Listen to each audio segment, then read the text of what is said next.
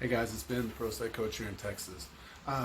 This week I want to talk about something that you might kind of go, duh, but it's a real thing that Pro State people struggle with, and that is speaking up when you're in your hearing. This happens so much because you're Pro State, right, and you're nervous. You're really anxious and you don't want to do anything wrong, but you don't know what's really happening around you. And so what happens a lot of time is you've done all your preparation, right? You've got your really nice opening statement. You've got your evidence. You know exactly what you want to say. It's even your hearing. And, judge calls your case to order. And then all of a sudden, opposing counsel and judge start talking. Well, judge, we're here today on a motion to modify that this crazy guy over here filed. And it's ridiculous. And blah, blah, blah. And all this. And then the judge goes, really? Why is it crazy? And then, and they're talking. But this is your hearing. And you haven't said a word. It happens all the time because you're nervous and you're kind of stiff and you're going, do I talk now? What do I do? So step number one is at the start of your hearing, establish yourself. Your Honor, I don't mean to interrupt, but this is my hearing and I've prepared an opening statement and I'm wondering if I could go ahead and get started. 9 times out of 10, judge can say, oh, okay, well go ahead, Ben, knock yourself out. Okay, we're back in control a little bit, right? Okay, today, Your Honor, we're here on, on a motion to modify, and we start reading our opening statement and stating what we're doing. You also just showed opposing counsel that you know what's going on, you're prepared, and you're not going to let him just steamroll you by having a conversation over the top of you. And it happens so much because the judge doesn't want to deal with you a lot of times on their first, interaction with you, because they're assuming that you're like all pro se people. You don't know what the hell's going on. And I don't want to waste time asking Ben a bunch of questions and trying to help him figure this out. So I'm just going to talk to my old buddy Billy over here, is my longtime lawyer friend, and just go, Billy, what are we doing here today? Explain it to me. And you can bet that opposing counsel is going to explain it in not the best ways to reflect on you. Speak up. When opposing counsel interrupts you, Your Honor, I'd ask you to please ask the opposing counsel to stop interrupting me. I'm trying to be polite to him, and I'm speaking right now. Yeah, beat your chest a little bit, right? And he'll say, okay, fine, Billy, please, wait your turn. Okay, control. We're taking back control.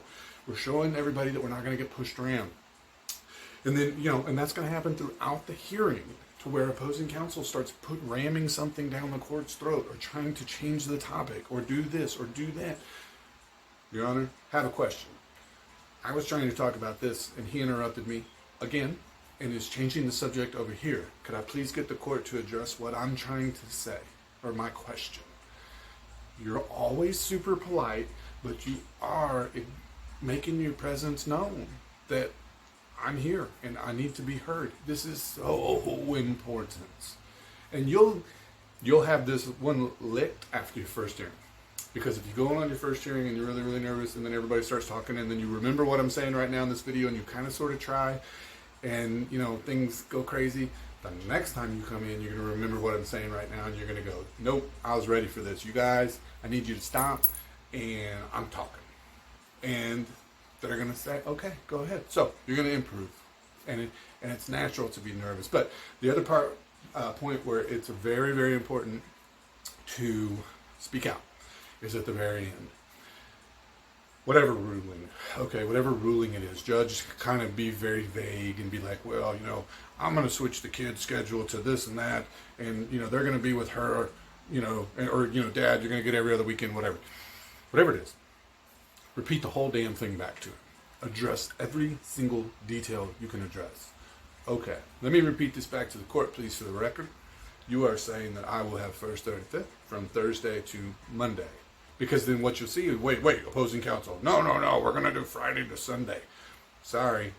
Statute says Thursday to Monday is the baseline minimum. Your Honor, he's correct. Thursday to Monday. Got it. Now, I am going to pick up the kids from her. And then she is going to drop the kids off to me, right? Yeah, that's what we're going to do. Okay, anyway, rinse and repeat. Child support is this. I owe this much. She owes this much. Repeat everything. Because, see, the next step in this is that after this hearing is over, if you don't do that, Opposing counsel is probably going to be tasked with writing the order from this because they're the lawyer and you're not. And so the judge will say, Billy, go ahead and put together an order for this. Even if you're the one that won, he'll still ask opposing counsel most of the time. But anyway, what will happen is you'll get back the first draft of the order, and it will have all sorts of new imaginary things that never got said in court. Ben is picking up, Ben is dropping off, it's Friday to Sunday. Everything will change. It happens every single time an order is generated. So you want to be able to have that on the record of the very, very specific things that you addressed and you made the court repeat.